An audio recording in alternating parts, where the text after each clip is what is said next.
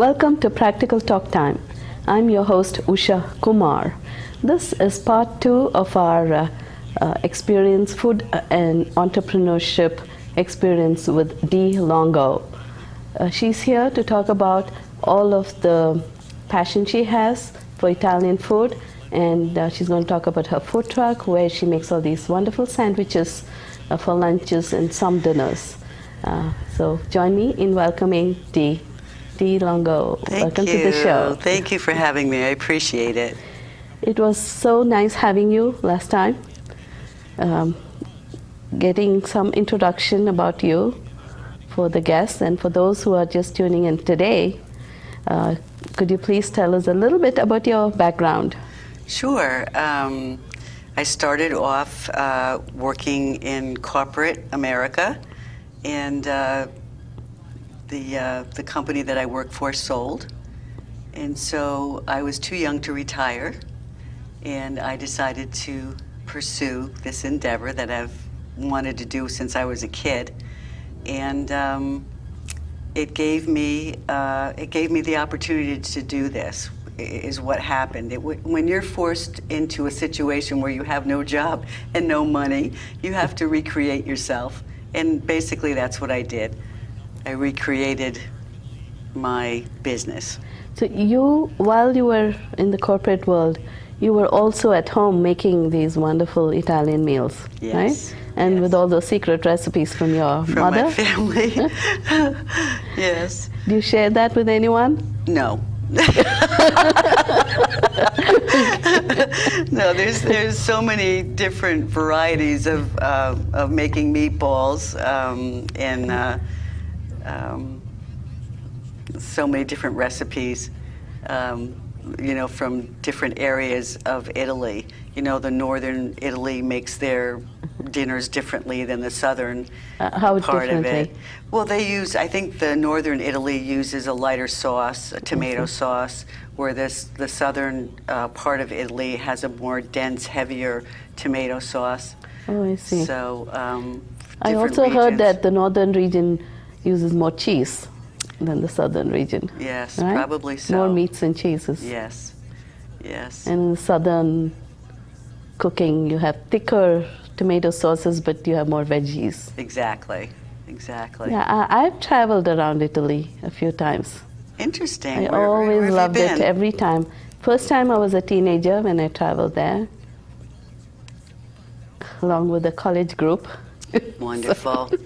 So we were experimenting, and the pizzas I ate there, they were nothing like the pizzas I eat here in the U.S. No, not at all. Not at all. And in fact, it doesn't even taste that much like a bread.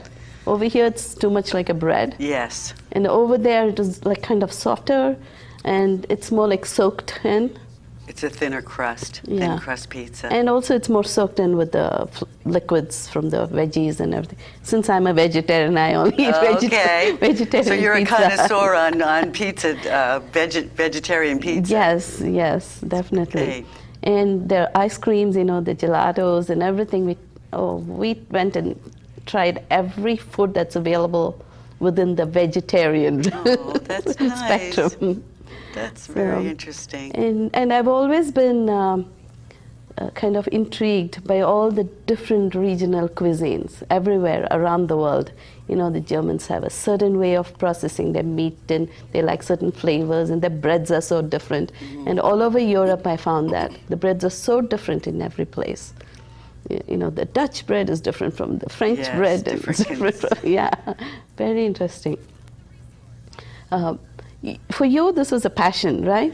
Yes. So when you were in a position where you had to go from corporate to, hey, now what am I going to do?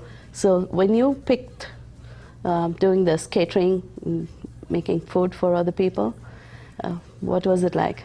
Oh, it was, well, first of all, just to backtrack a little bit, after I was laid off from my job and I had to try and reinvent myself, a friend of mine introduced me to the Women's Business Development Council. It's a WBDC in Shelton, and I have to give them all the credit in the world. I had a wonderful coach, a facilitator that taught the program. It was 9 weeks, and it brought you from the very beginning with financing.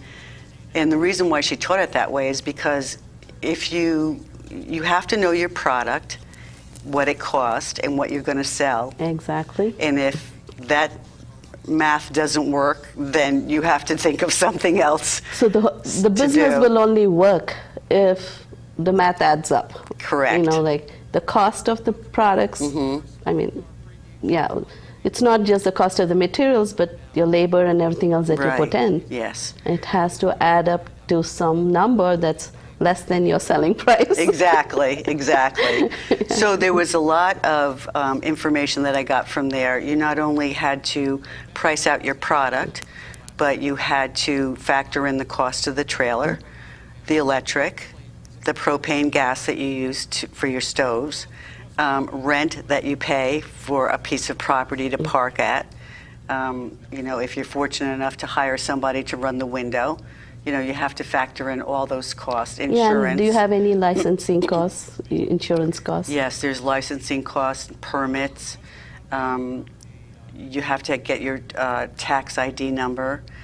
You have to incorporate yourself. I'm an LLC. So this is not like just kids setting up a lemonade stand in the summer. No. Yeah, you really have to be You do. There's a lot registered to do this business. And does this food business, does it have any extra rules?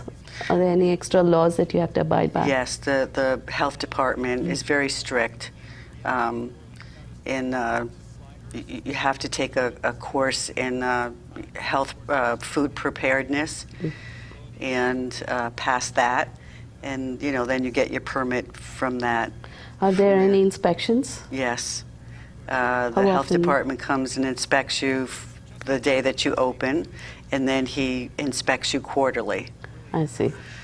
And do they tell you ahead of time when they're coming? Oh, no, they surprise you. Okay, they just come anytime. Yeah. Okay. So you're supposed to maintain certain standards. So are there any rules written out so you know what to follow? Basically, it's keeping your kitchen clean. You know, when you're through preparing and cooking your food at the end of the day, when you close down, you've got to wash down all the equipment. You've got to wash the floors. You know, if the grease splatters on the back of the stainless steel, it's washing everything down. Okay. So there's a lot of extra hours in that too. So. So that also figures in your costing. Exactly. That's very interesting. So this course that you did, apart from finance, what else did they teach you? Marketing? They taught you marketing, branding, social media. Okay. You know, how to get your name out there, and thank God for Facebook and Twitter and Yelp and all the other social media networks that are out there, because you know, the old-fashioned way of handing out flyers and going to businesses. I mean, I still did that. I still knocked on doors and I still dropped off flyers. But I was very fortunate that my daughter set me up with a website and also put me on Facebook and Twitter. So she handles that part of the business for me because I'm not that computer savvy. So you know, you need to reach out to people that know certain aspects of the business to help you. You definitely have to have an accountant. So what do you prepare? I know you mentioned this in the last program. For those who only tuned in this week, I want them to know, what are your products? Okay, the products are hot Italian sandwiches. I do meatball grinders, chicken parmesan, sausage and pepper, and eggplant. So those are the 4 items that I offer. So just these sandwiches, no salads or anything? No. It's just the sandwiches, but with all the nice stuff packed in. All your secret Italian recipe. My secret recipes, exactly. And you mentioned that now you carry jalapenos for those who want that. Now I carry jalapeno peppers for those who want hot sandwiches. That's interesting. Yeah. And you keep these open only in the lunchtime, for lunchtime? From 11 to 2, Tuesday and Wednesday. And then Thursday and Friday, I reopen from 4 to 8. So I try and get the dinner crowd. You are from Stratford. Yes. But then you are doing your business in Milford. In Milford. Where in Milford are you? I'm on 314 Bridgeport Avenue, and I'm in a parking lot in between a BP gas station and Sandoval's auto repair shop. There's a parking lot that's there, and I'm with another food vendor. So it makes it very nice because it's offering the customer base a variety.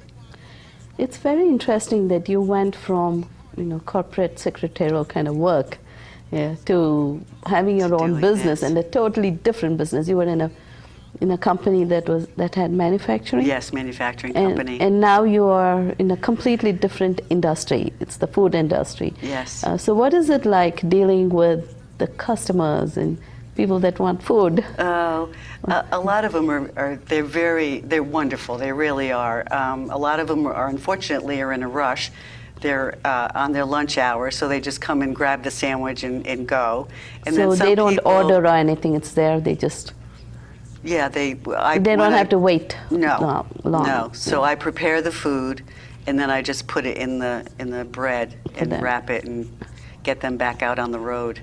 But on the weekends, I'm also open on Saturday from 12 to 5, and so people that are out shopping or whatever, and they want to stop and grab a bite to eat, it's a little bit more relaxing.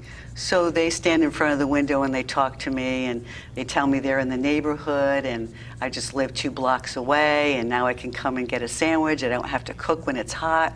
So it gets some interesting comments. But it's going to get very hot for you to cook now. It is hot July in and that trailer. August. It is hot in that trailer. Once those stoves are going, it gets So hot in there. do you have a fan or something to cool yourself? Absolutely. 3 You of do them. have- Oh, I see. I have 3 fans going. And then is it dangerous to have the propane gas there? I mean, is it okay? Like, what kind of safety issues do you have to worry about? Safety issues, it's basically running like a gas grill Okay. at your home. Okay. You have the tanks at one end of the trailer. Okay. So everything's concealed and Okay. working.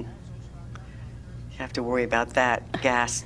Oh, well, one should always keep an eye on it, Oh, right? sure. Whether it's the home or, and you're cooking for more hours when you're working with it, so that much longer time that you have to pay attention to Yes, safety yes. regarding this. I know this is your passion, right? Yes. Cooking. Did you always enjoy it? I And you won't get did. bored with it? No, it's funny. When I was a kid, it was always, I feel sorry for my family sometimes because the things that I used to put on the table would be enough to scare anybody. But they were very supportive with my cooking skills. So when I would try something different, they certainly gave me their opinion, whether they liked it or not. So it was just something fun for me. And have you changed any of your recipes due to responses from customers, or any suggestions from customers? Well, some customers come to the window, and even though I have my menu posted on the trailer, they'll ask for different things. And I just say no. It's I cook Italian food. I'm not a diner. I can't make you a burger. So no pastas. No only pasta. sandwiches. Pretty soon, No maybe pastas or pasta. pizzas, yeah. No pizza. Okay. No chili dogs. Not yet, anyway. But I think this is a very healthy, good lunch for those who It want to is. grab a quick bite. It is. The food that I use, like I said in our last segment, is fresh. I buy it fresh every day. The meat is, farm-fed, grass-fed animals, and fresh eggs every day, and they're all fresh produce, fresh herbs. The basil, the parsley, all You that. buy them comes every morning. Every you said. morning. Okay. Yeah. And the bread itself, The bread comes from a vendor, a local vendor, and he delivers every day. So, it's fresh bread. does it have preservatives? The bread that I use does not have preservatives. So if you don't, I try and only take so much bread because it doesn't last the next day. It starts to break down because there's no preservatives in it. So, it's fresh So bread it's every day. fresh bread with no preservatives. I think those who Exactly. don't want to eat bread with preservative, they should try something like this. Yes. But then they should eat it the same day. Exactly. Nobody's going to keep Exactly. it for another day, second day, right? Sandwiches normally you eat right away. Yes. I'm just wondering about your experience, being an entrepreneur. Did you have any hurdles? How much time was it from the time you thought up the idea of having a trailer, food trailer, where you would be serving sandwiches? The process took 2 years from beginning to end. Oh, I see. There's a lot of research that you had to do, trying to find the right manufacturing company to build the trailer. Oh, I see. There's certain specifications that some states require and others don't. So where do you find what Everything state? was online, thank God. Oh, okay. And talking to different people, networking with people. But just as an instance, over my stove, there's a hood, and it's called a suppression unit. So God forbid if there's a fire, you just pull the ring and it floods it with a foam. Oh. So there are states that don't require that. Oh. So if you have a fire, I guess you use a handheld fire extinguisher. Oh. So some states won't let you vend unless you have that. So it took 2 years. 2 So years you had from to beginning. get your business plan. Did you have to do that? Yes, the WBDC program helped me with how to write a business plan, and developing your product and marketing and social media and finance. And we had what they call a round robin in one of the sessions. So you spoke with a marketing person, a financial advisor, social media. I can't remember what else, but there were like 5 different people that was their job. And every Operations? 15 Anyone helping with the operations? operations. And every 15 minutes, it was like playing musical chairs, Oh, I and see. you spoke to these people, and they tried to guide you the best that they could Oh, with it. that is wonderful. And I didn't even know that. I thought that SCORE was the only place a person can go to if you're a Yep. So now you can new go business. to the WBDC. Now you know you can go to this. What is it called again? It's the initials are WBDC. And it's WBDC. Women's Business Development Council. Okay. Women's And, Business Development Council. Right. Okay. All right. And is that only in Shelton? No, Where is it? I think they're corporate. I know they're located in Stamford. Okay. I think their corporate office is in Stamford. They're in Shelton, Trumbull. Not in the Danbury area? That Maybe I don't we have to know. find, maybe yeah. we'll have to find online. Yeah. It'll be interesting because it can help a lot of people. I think in the Absolutely. Danbury area, mostly people go to the SCORE for any help with business. Yeah, they're very helpful, and I get emails from SCORE for webinars Oh, I see. and registering. It's for free, so it's important to reach out to these people. So after 2 years, when you finally knew you were going to start, was it all very exciting? It was, What were the hurdles you had to get over? the hurdles were difficult, and there were times where I sat down and I said to myself, "Do you really want to do this?" Because it seemed like every corner that you turn, just when you think you're getting 2 steps ahead, something will push you back. And it's just going. Everything is a process, and I guess that's what people have to understand when they want to go into their own business. That you have to follow rules and regulations, and there's a process to everything, and it's very tedious, and you just have to stick with it and stay positive, and have a good support group around you, which I do. My family, and that's what got me through it, was their support. Because there are many times where I said, no, I've had enough. I'm not going to do this anymore. So it took the excitement away from it. But then when it actually came time to roll and get out on the street, then I got excited. So how much did you have to spend before you even got your first dollar in terms of revenue? Ooh, gosh. In the 2 years, it's the 2 years of your time, really, right? 2 years of my time. Plus all of the payments you'll have to make ahead of time. Purchasing the trailer. Purchasing, yeah. Yeah. Permits, licenses, LLC. Insurance. Insurance. Securing an accountant. You know, it's all these things all add up. It's a lot of money. So you have to put some kind of principle toward all this, these expenses. Right? Yes. So you need to have something saved up to start Absolutely. even a business. Absolutely. Or you should be having friends and relatives who are willing to invest. Right? Yes. Yes.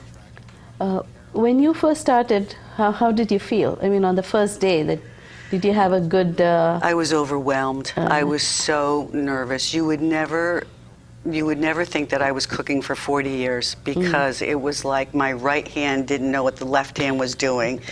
And wrapping a sandwich, how hard is it to wrap a sandwich? But my hands were shaking.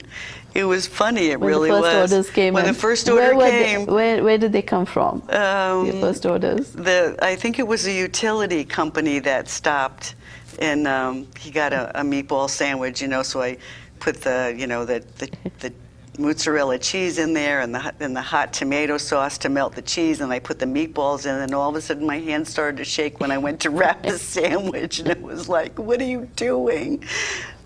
So it was just some things that were just funny. I could sit back and laugh about it now, but I wasn't laughing my first day, that's for sure. And then the next day you still woke up and got back to that trailer. Got back to the trailer, and I just walked in and I go, what are you doing here? Are you really doing this? You know, so it was like, it really was a dream come true. And I still don't believe it when I wake up in the morning and I open up that food trailer. I still can't believe that it's mine, and I still can't believe that I'm doing something that I'm passionate about. Do you enjoy the freedom? I do. No boss to report to? No. Yeah. I mean, I did have wonderful bosses, but when I was in corporate, it was getting up at 5, getting on the train at 6, going to work, and, you know, coming home at 7. It was a 12-hour day. Yeah. And So here you can make your hours. You can have your lunchtime. You can do dinner if you want. If not, no dinners. No dinners. Go So home. that's fine. It's nice that you can make your own hours, do what you like, what you enjoy doing. I think it's very important for everyone to find that passion.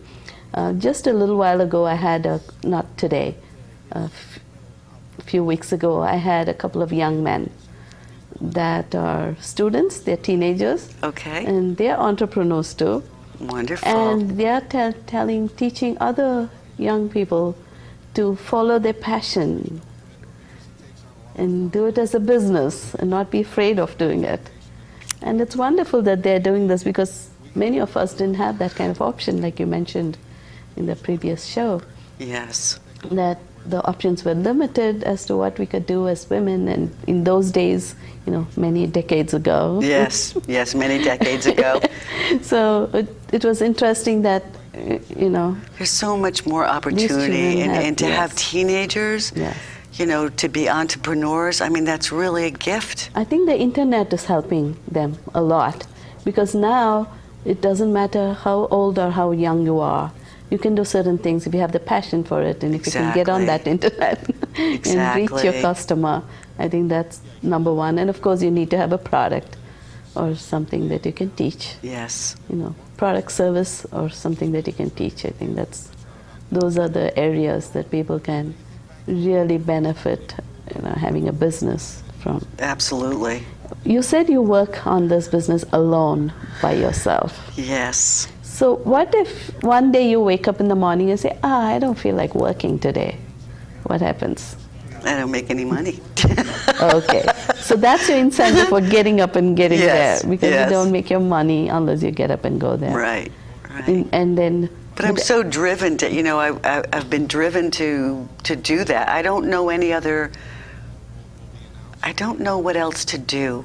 It's, you know, you work all your life, and then somebody pulls the plug and said, okay, you don't have to work anymore. And you go, what am I going to do? Yeah.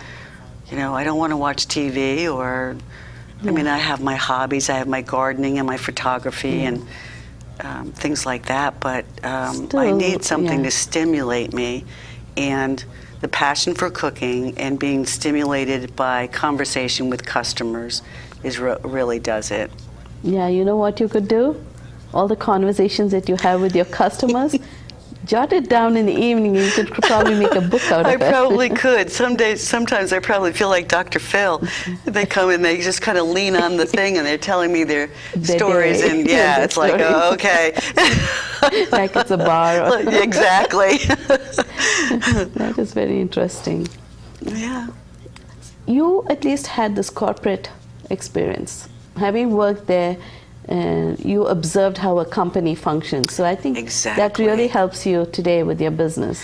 Right? Absolutely. It gave me such a wonderful foundation on branding your product, marketing. Just there were so many facets. I mean, I was very fortunate. Dealing with people, I think. And dealing basically. with people, yes. Because you have Customer to do that. service. Customers, and customer service. That is very interesting too. So it really but you have to do this through all the seasons that we have here in New England. I think. Are you ready for that?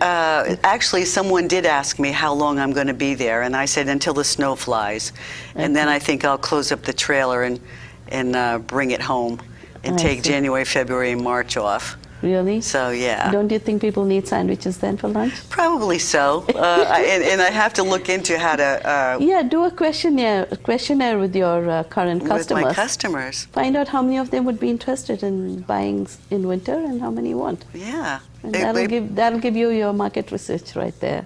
Exactly. I probably would do a better business because in the winter because they are hot sandwiches instead of a deli sandwich. Yeah.